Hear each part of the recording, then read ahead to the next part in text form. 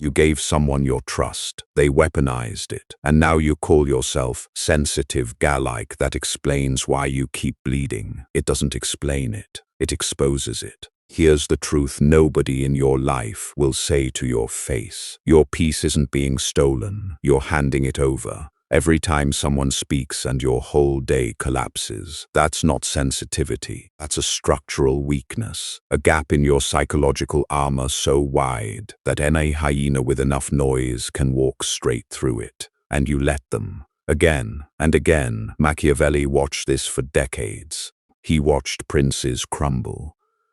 Not because their enemies were powerful, but because they were internally ungoverned. They confused reacting with responding. They mistook feeling deeply for thinking clearly. In The Prince, he wrote about rulers who lost entire kingdoms not to armies, but to whispers, to rumors, to petty court politics. Sound familiar? The battlefield has changed. The psychology hasn't. Your peace doesn't disappear because the world is cruel. Your peace disappears because you were never trained to protect it. That's not a character flaw. That's a strategic error. And strategic errors, unlike character flaws, can be corrected. That's what this is. A correction. In the next several minutes, you're going to learn 5 principles. Not affirmations, not breathing exercises. Principles of psychological sovereignty. 1. Why your peace is a fortress, not a feeling. 2. The information asymmetry that predators exploit in you. 3. How emotional reactions hand your power to your enemies. 4. The Machiavellian doctrine of strategic detachment. 5. How to rebuild internal order so the world's chaos stops reaching you. Stay until the end, because the 5th principle is the one they never teach, and the one that changes everything. Ask yourself this. When was the last time you felt truly undisturbed? Not happy, not excited, undisturbed. Most people can't answer that, because most people treat peace like weather, something that arrives and leaves on its own schedule. That is the first and most fatal mistake.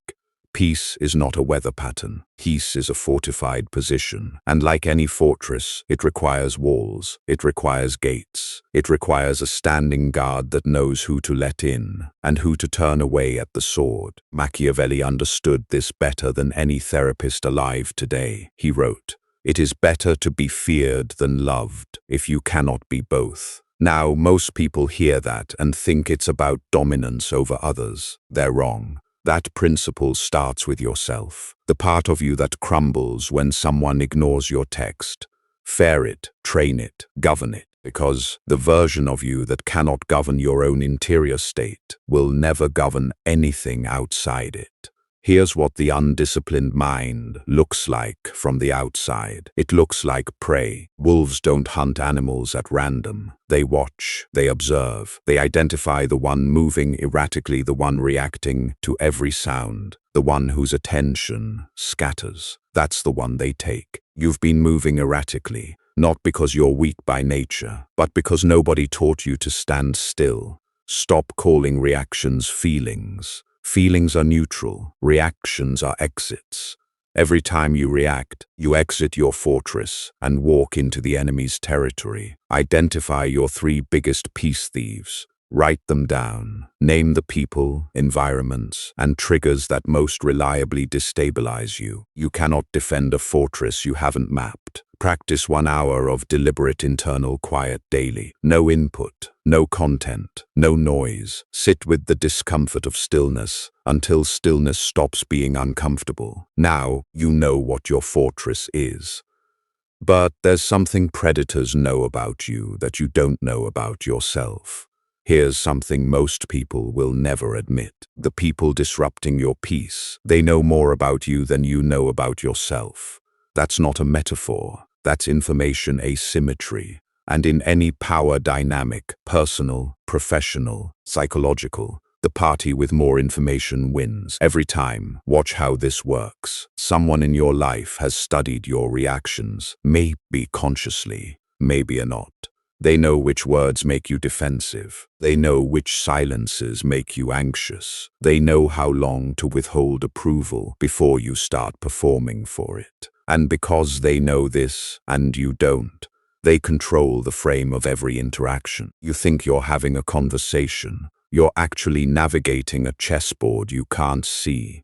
Machiavelli was surgical about this. He wrote, "Everyone sees what you appear to be. Few experience what you really are." That quote works both ways. They see the version of you that performs under pressure. They experience the version that cracks. And until you understand why you crack, the same triggers will keep working on you. This is shadow integration, the psychological term for confronting the parts of yourself you've buried. Your buried shame, your hidden fear, your unspoken desire for validation. Those aren't private secrets. They're exposed wires. Anyone who knows where to press will press. Conduct a self-interrogation. Ask yourself, what am I most afraid people will think of me? Whatever answer arrives, that is your most exposed wire. Address it before someone else pulls it.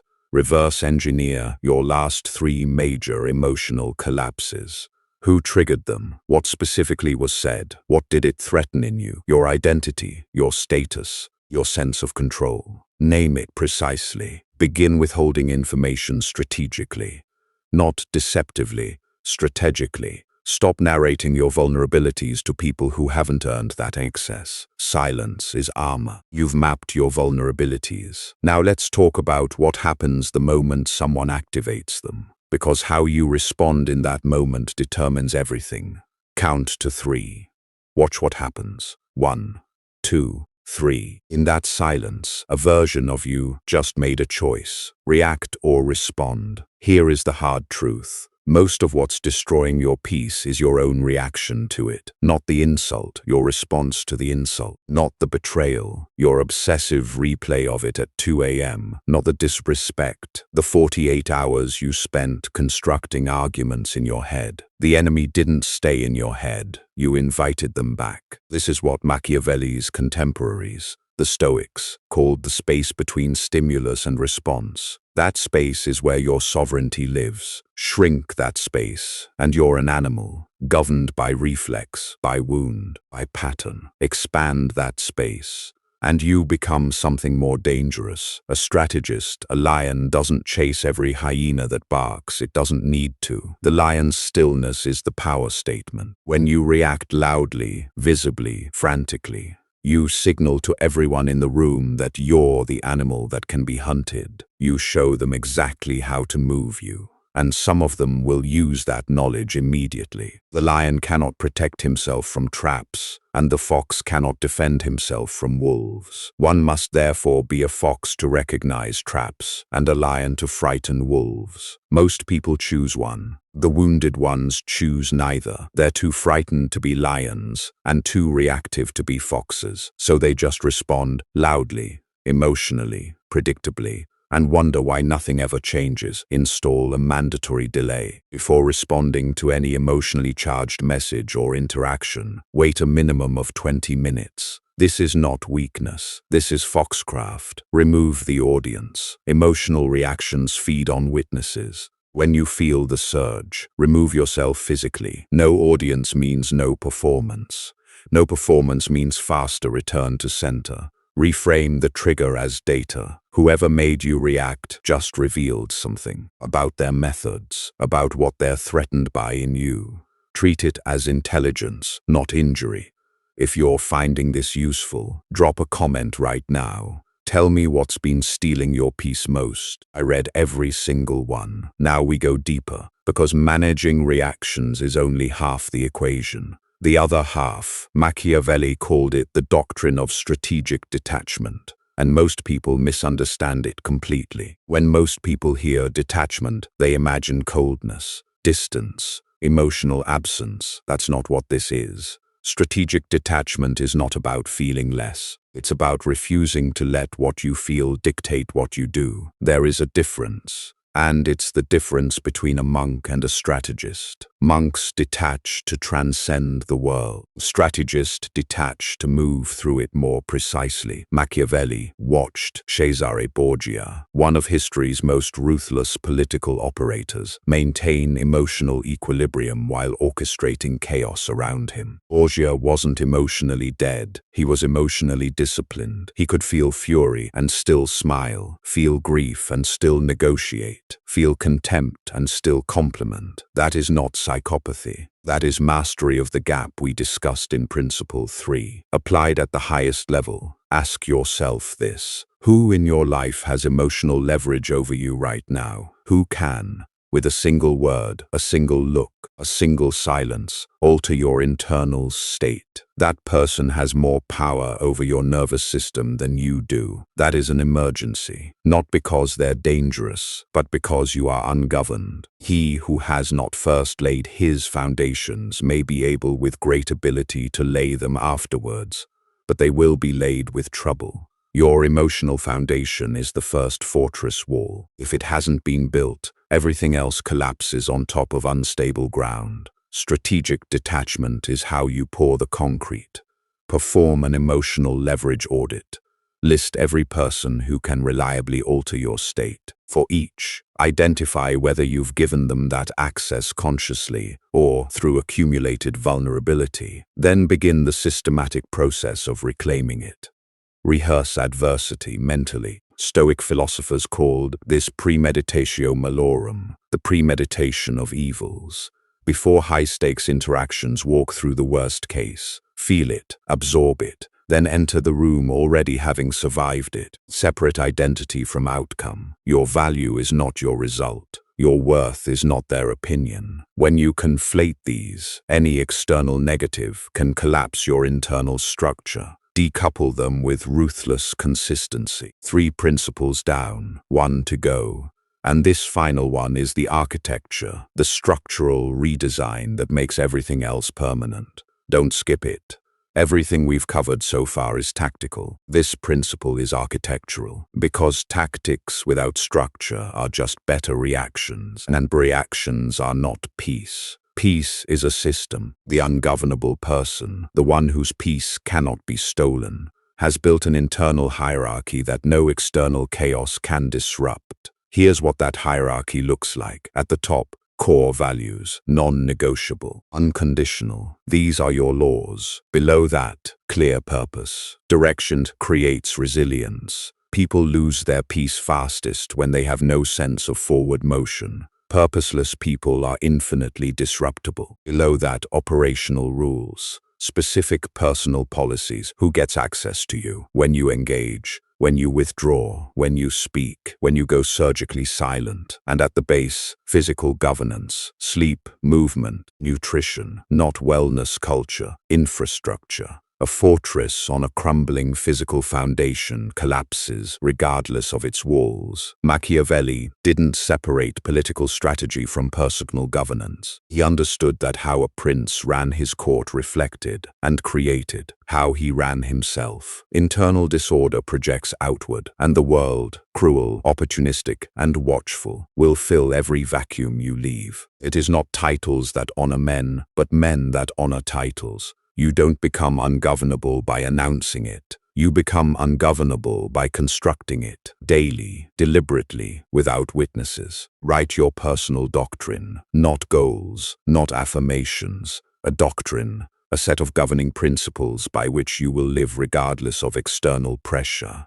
Review it every morning. Let it be the first thing that governs your day before the world attempts to. Define your access hierarchy. Category A, people with full access to your interior world. Keep this list short, brutally short. Category B, professional and social contacts with functional access only. Category C, acquaintances and adversaries with zero interior access. Enforce this with consistency. Eliminate disorder from your physical environment. Chaos in your space is a constant unconscious signal of chaos in your governance. Structure your immediate environment as a daily act of self-command. Choose your daily inputs like a strategist chooses intelligence sources. What you consume. psychologically, informationally, socially, directly shapes the quality of your interior fortress. Guard these inputs with the same aggression you'd guard a border. Let's come back to where we started. You walked in here having lost your peace, maybe repeatedly, maybe to the same people, the same situations, the same triggers, and you've been interpreting that as a personal failing. It isn't. It's an engineering problem, and now you have the blueprint. Your peace is a fortress, and you are its architect. Every unchecked reaction was a gate left open. Every exposed vulnerability was an unguarded wall. Every ungoverned emotion was an enemy you invited inside. That stops now. Not because you've changed your personality, but because you've changed your strategy. You now understand information asymmetry and how to close the gap. You now understand that every reaction is a surrender and how to delay, redirect, and reframe. You now understand strategic detachment, not as coldness, but as precision. And you now have the architecture, the internal order, that makes peace not a feeling you chase, but a position you hold. But here's the warning. Understanding this and doing nothing is more dangerous than ignorance. Because now you know, and if you continue handing your peace to people who haven't earned it, if you continue reacting when you should be strategizing, if you continue building on unstable internal ground, you cannot claim it's because nobody told you. The hyenas are still watching, the traps are still set. The question is whether you walk through the world as prey or as something they cannot afford to touch. Machiavelli didn't write The Prince to celebrate cruelty. He wrote it to expose reality. And the reality is this: the world does not reward the peaceful. It rewards the protected. Become both. If this restructured how you think, subscribe. Not because of the algorithm, because the next video goes deeper into the psychology of power, and you need to be here for it. If you know someone who keeps losing their peace to the same people, send this to them. Consider it a strategic act of care. And in the comments below, write the word fortress. One word. That's your signal to yourself and to this community that you're done being disruptible, that you're building, that you understand the fortress is yours. Start building.